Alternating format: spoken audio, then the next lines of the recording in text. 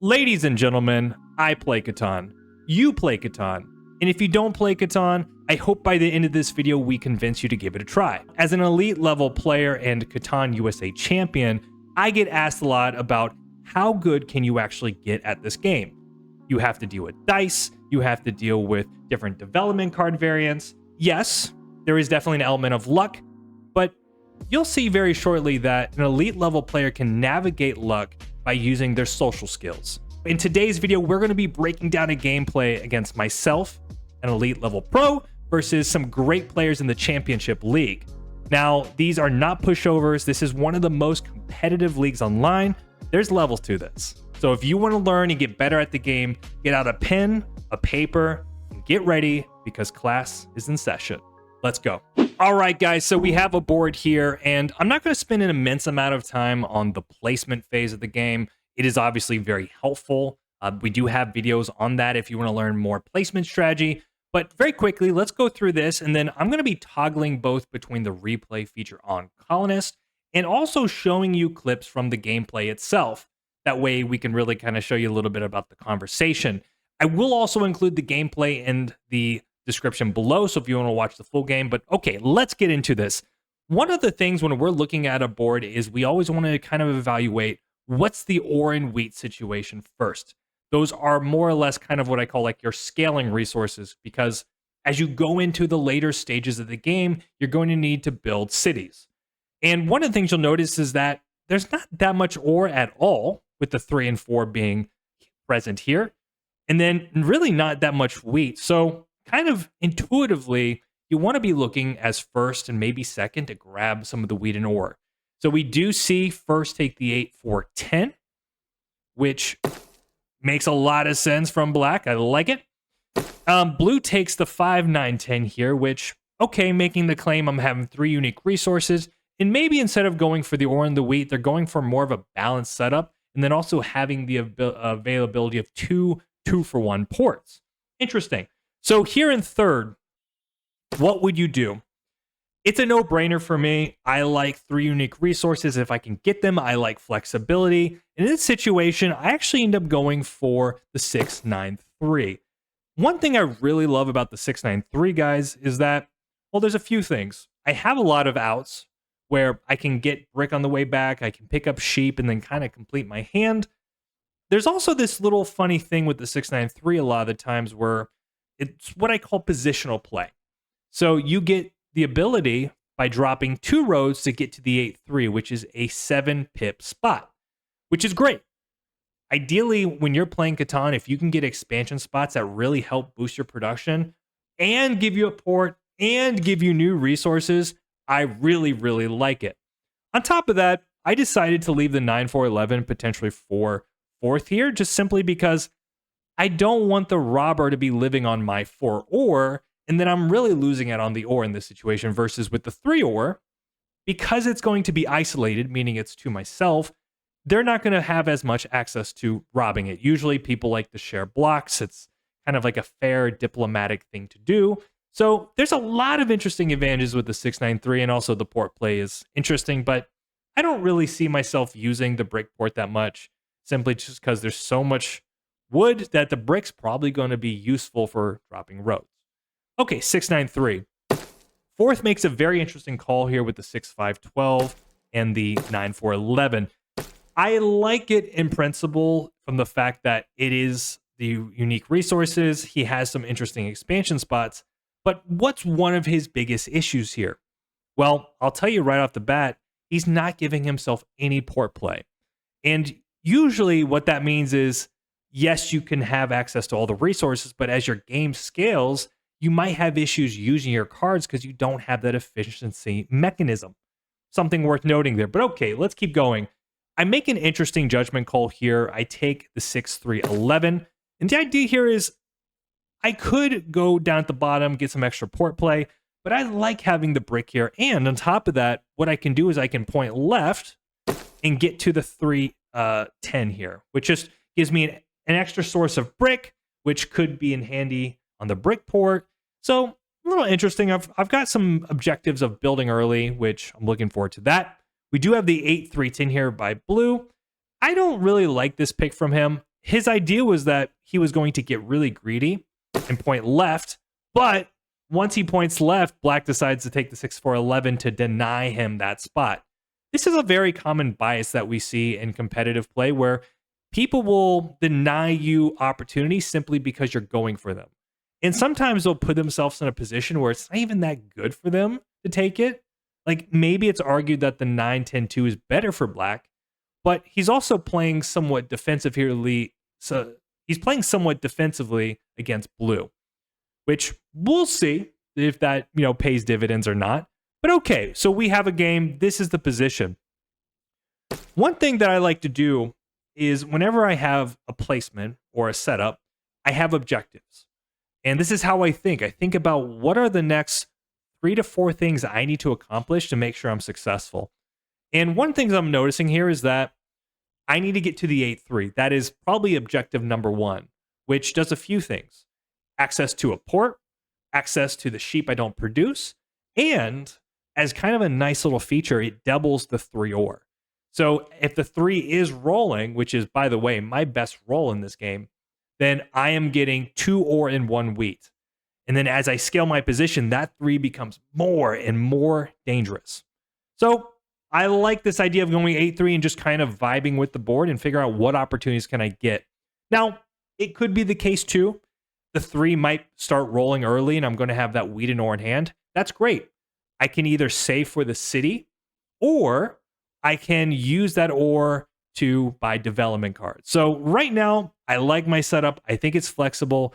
And I don't really think I'm that big of a target when you have players that are on the 4 ore. You have the 9-5-10 that looks pretty solid here. I think we're in a good spot. So we're going to fast forward just a little bit into the position.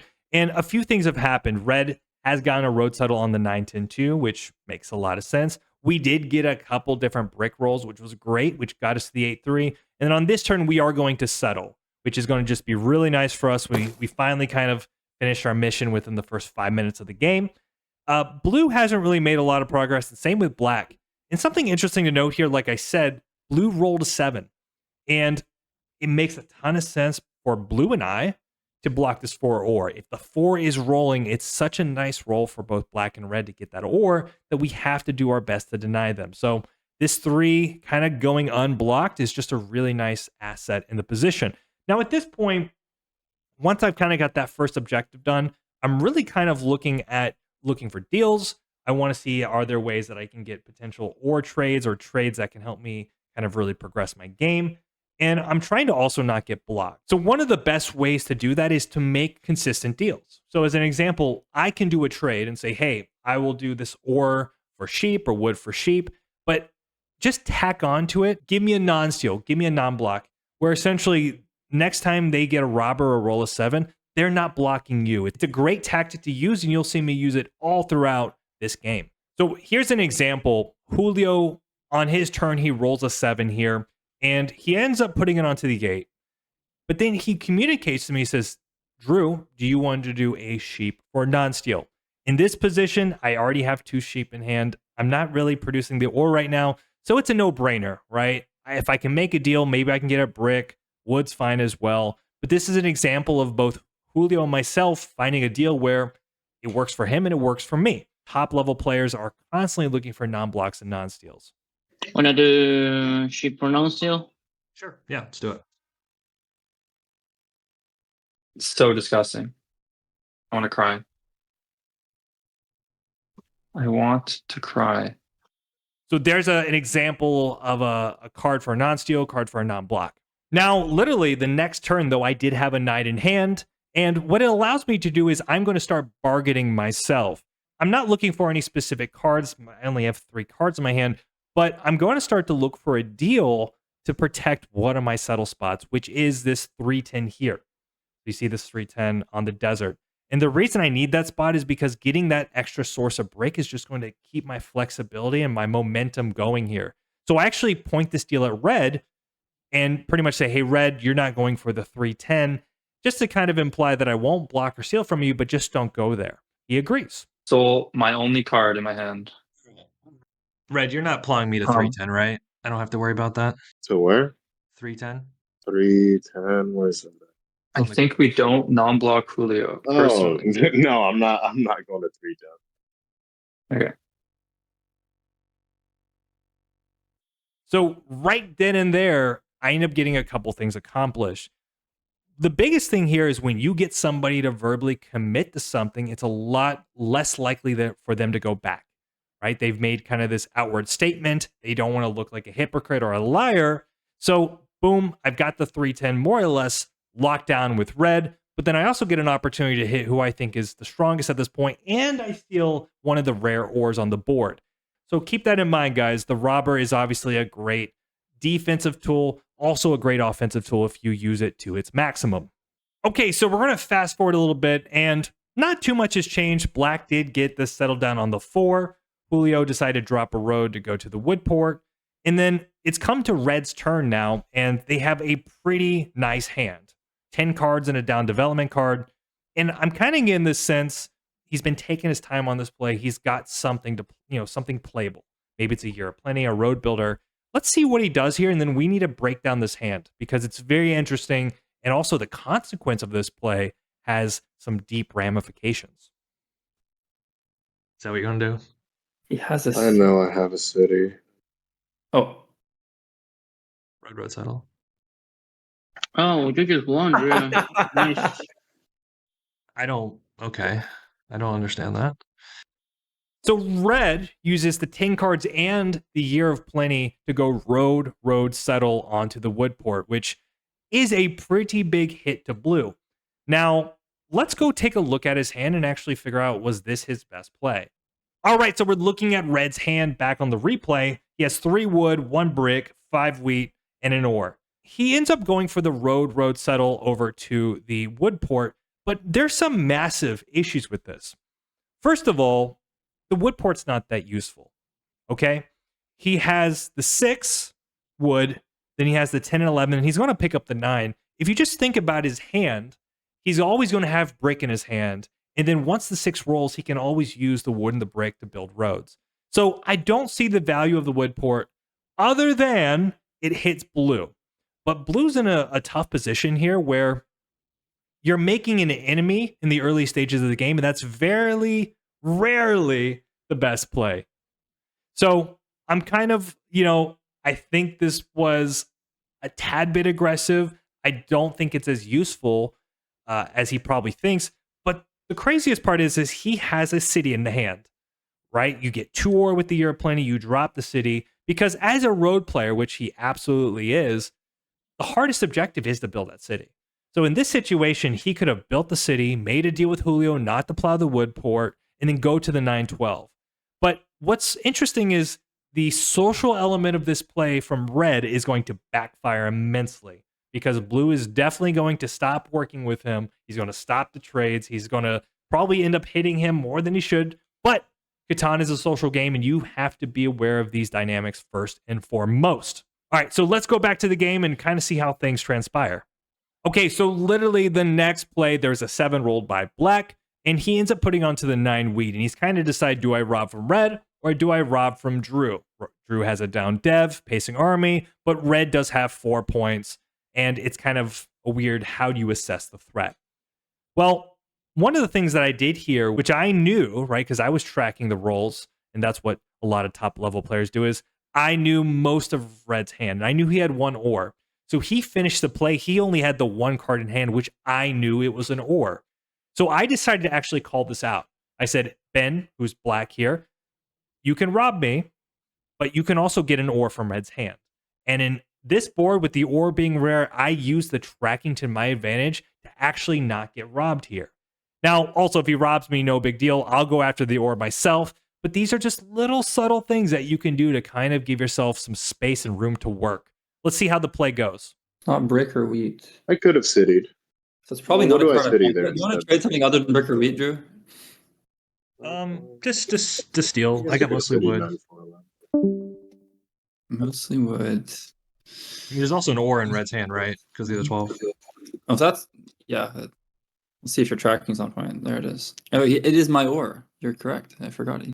So just little subtle things, right? Kind of knowing what people are playing for, what resources are valuable, but then also tracking as you're playing can really help you along the way. Next time you play, see if you can work on your tracking a little bit to kind of pinpoint moments like this. Okay, so 2 rolls later, it's my turn on this board. And very interesting situation. I have a knight. I'm going to move it off the 9 because I do not want to be blocked. And kind of similar to what Julio did to me earlier, where he made the deal saying, I'm looking for a sheep. I won't rob you, but trade it. I decided to do the same thing, but same situation here. There was a 9 that was rolled last turn. You can see it here. And again, red has 1 card in hand, which means he has the 1 brick. I absolutely want this brick. Brick is relatively rare for me, but I'm missing the sheep. So I'm going to do a little bit of a sneaky deal here where I'm going to kind of fake out a rob, a threat to black, knowing he has sheep in hand, get a trade, steal the brick, and then get a perfect road settle. Let me show you how it's done. All right. I need a sheep. Let's see here. I say I need a sheep, but realistically, I don't. I want the brick, but I am going to see if I can work out a deal to get both. I think you have the sheep, Ben. Well, red does not have any sheep. Do you want to trade it? I'll give you a wood for your brick. Like if you have a sheep. You can see I'm hovering over red. Like I'm ready to rob red regardless, but I'm just going to see if I can squeeze that deal. Here. What? Wait, sorry. What? I'm looking for a sheep. Oh, I'll trade I have that. brick. Wow, okay. Good. Love it.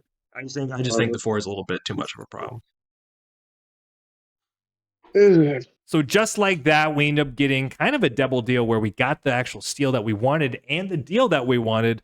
And you can kind of see, like, when you're playing at this level, you're kind of almost getting like twice the momentum as a normal player because you're making these social deals.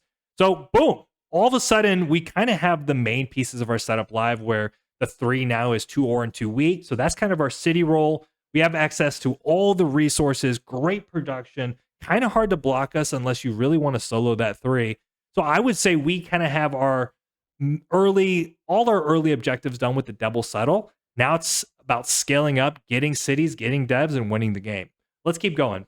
Okay, so the next play here, black is looking for a wheat. He has 9 cards in hand, and it's pretty clear to me that he's going to try to settle or buy development card. And if you notice, I actually have a 1 wheat in my hand. I'd like to do something what I call the any 2 meta. So I'm going to tell Ben, look, I'll give you the wheat for any 2 cards. That way I can start to accumulate some value. I can start to kind of build my hand back up. This is a very, very good tactic because it gives the person looking for the card almost a sense of power. It's up to you what you're trading, right? You get the card you need, and it's up to you what you want to give. So it kind of makes it feel a little bit more fair and balanced. The alternative for black is he 4 for 1. So in a sense, I'm giving him some power, saving him 2 cards, and I'm also building my hand back up. So the any 2 meta is really, really good. Any wheat? Any 2. I'll give you a wheat. Any 2, we say, on 4 points and 2 knights played.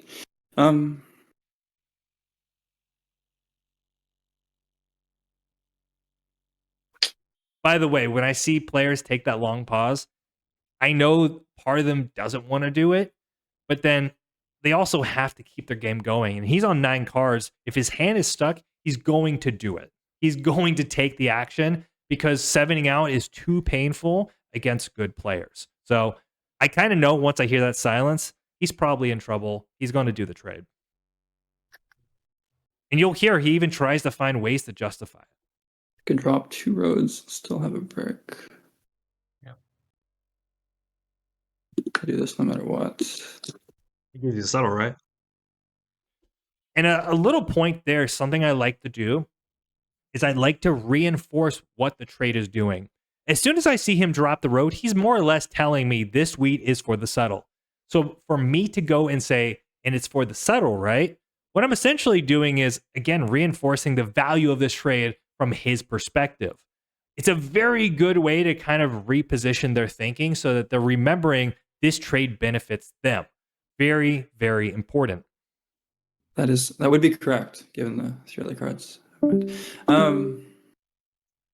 I really care about giving you more wood? Probably not. I Justification. think this is fine.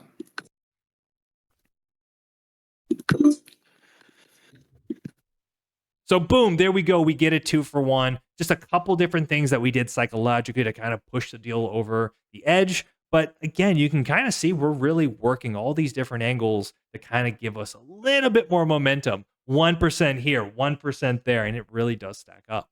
So we go through another orbit, and let's just kind of take stock really quick. We did see that settle from black. Really, red hasn't been able to do much other than collect cards. Julio did buy a development card. More or less, we haven't seen too much change from the previous state. But one thing is red is in a good position, and he has 9 cards. So I'm kind of in a weird spot here. I don't have a port for the wood. Otherwise, I would buy a development card by 3-for-1ing it. But I find a very interesting deal here. And I think these are these moments that you just have to clue in on and kind of know what are people's tolerances. Red is a relatively new player to the league. He has a lot to learn. And I could tell he was a little bit loosey-goosey with his trading. So what I'm going to do is give him essentially an insurance deal. I'm going to take cards out of his hand so that he doesn't 7 out, trade them back. But as part of that compensation, I'm going to get an ore so I can buy a development card. It's a very kind of sneaky way to play, but one of those win-win deals that makes sense for him and also makes sense for me. So check this out. Cal, I have an idea for you. I'll do this trade with insurance. It's essentially the same thing, except you get insurance built in. Yes. What do you? Okay, yeah. I flip a dev, and then he gets insurance, and then he can use the wood. Okay, I'm cool with insurance. Okay. Give me 4 cards. I have like 3 wood, 3 wheat. So some variation of that. This would be a nice hand if I wanted it. Yeah, if you're non-binded. You can...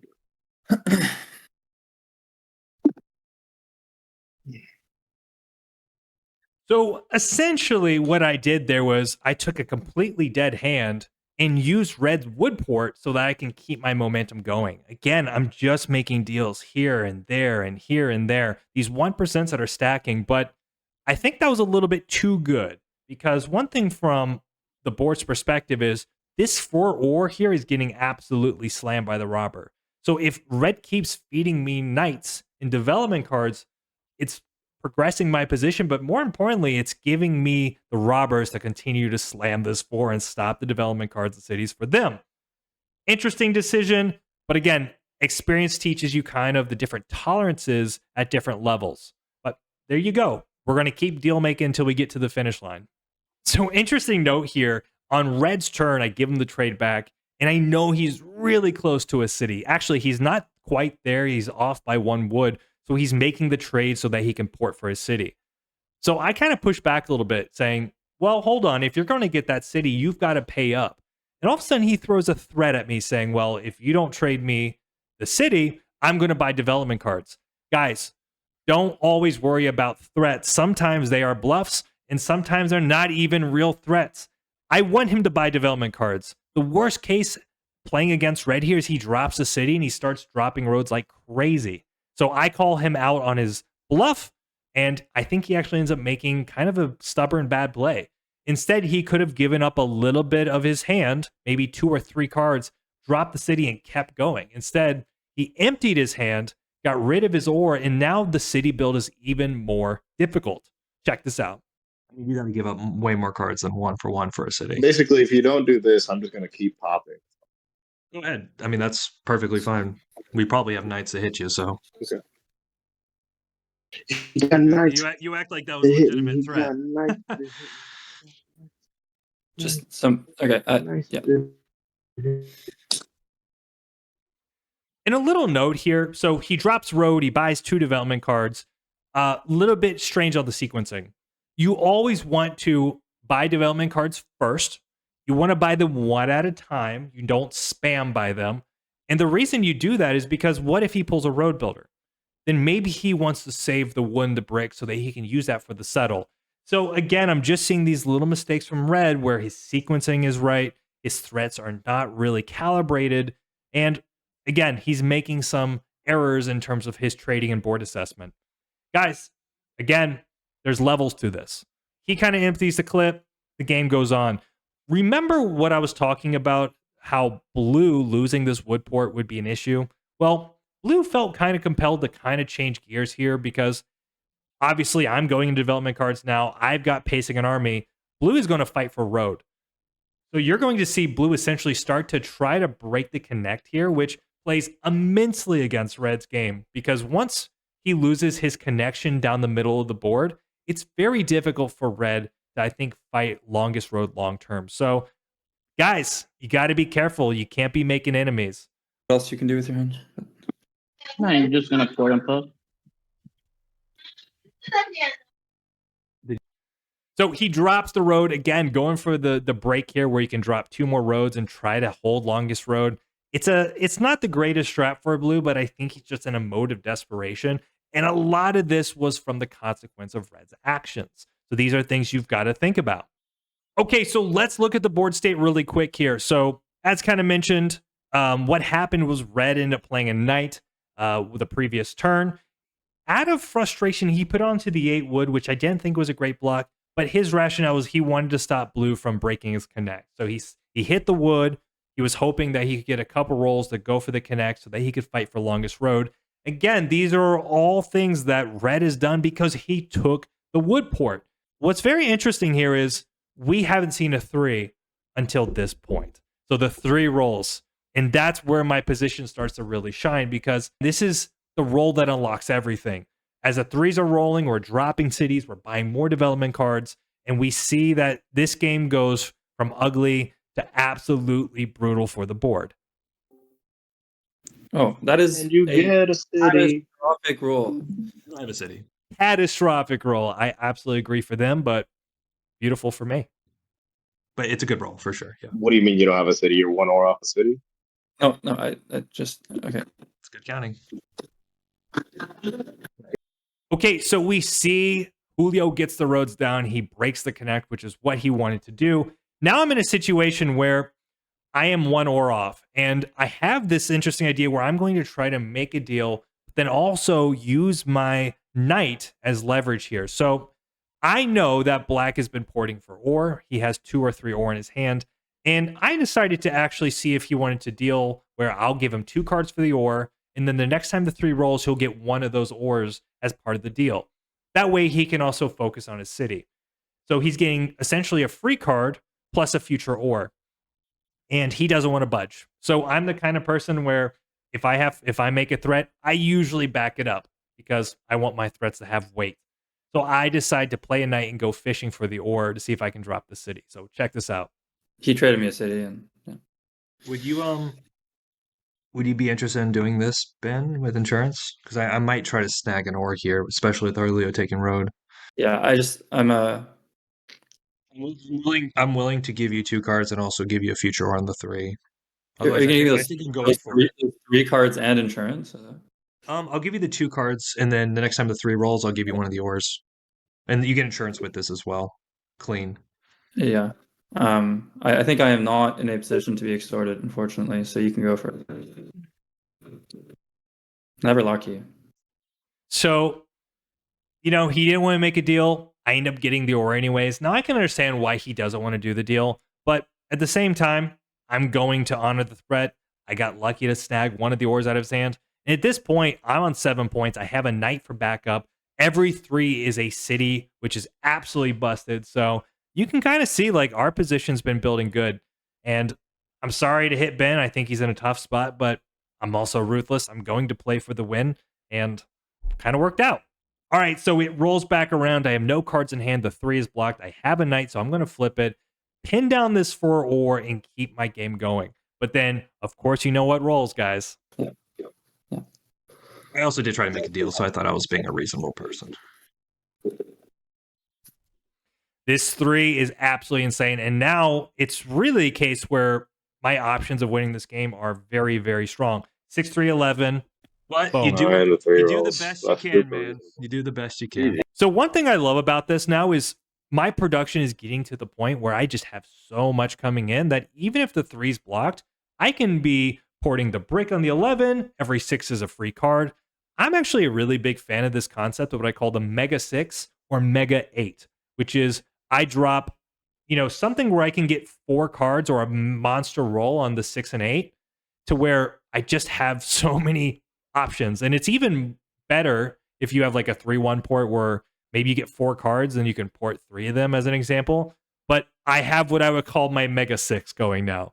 And because it's one of the most rolled numbers, it can be really deadly, if you get a couple big rolls with it. All right, 8 points. We've got a couple ways that we can also win this. And by the way, it's worth noting, one of the advantages when you do the 6-9-3 to 8-3, and I should have mentioned this, is instead of going the road settle, which is 2 roads, I drop 1 more road here on the 8-3, which puts me on 3 roads, okay?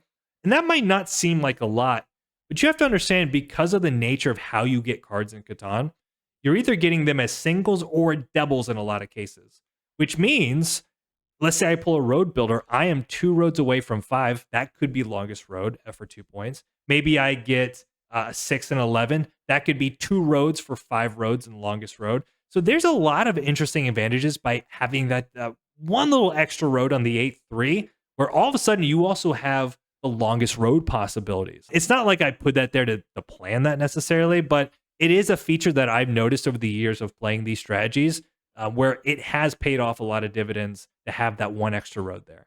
So we rolled a 10 on the previous orbit, which gave us the 1 brick. Again, remember, going that 3-10 here was just that little touch of brick was very useful. We're going to keep putting the pressure onto red, which we end up stealing a brick. And then essentially this final orbit here is going to kind of just really show you the power of our production and our setup. So check this out.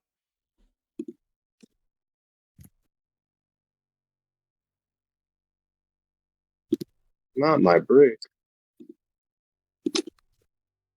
Mega 6. Mega 6. And then we have the win in hand because we can 4 for 1. What the heck just happened? 3 rolls just happened at once.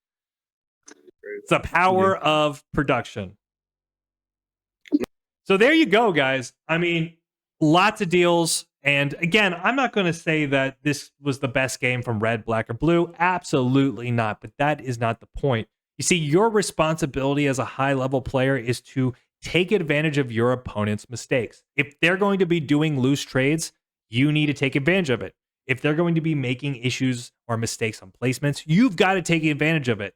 And I hope you can see all these little deals. No one deal was the game breaker, but when you add it up and you're doing it over and over and over again, all of a sudden that advantage becomes so massive that you're winning games where it's like 10-6, 5-5, right? Like the closest person was 4 points away in a 10-point game. All right, guys, well, there you go. An elite level game where we really kind of put our foot down on the gas and go absolutely wild in terms of making deals and really just kind of working the table. Now, I'm going to give you some main takeaways. The biggest thing is there are always creative deals that you can make. And that is kind of a mindset, is that you need to be trading more, you need to be trading often, and finding win-win situations where you can progress your game. I think also being aware of the social element where you're not upsetting players, you're working with the board to keep a certain sense of balance and harmony matters a lot. And I think if red was just a little bit more conscious about not plowing blue there probably could have been a lot more camaraderie and a lot more deal making between them. So we could have balanced the game. But again, we're going to take advantage of the situation and get the W if we can. I would really appreciate if you could give us a like and subscribe. Continue to support the channel because we're going to keep doing great things and teach you how to crush at Catan. Much love to you. Enjoy the rest of your day. I'll catch you soon. Danny is out.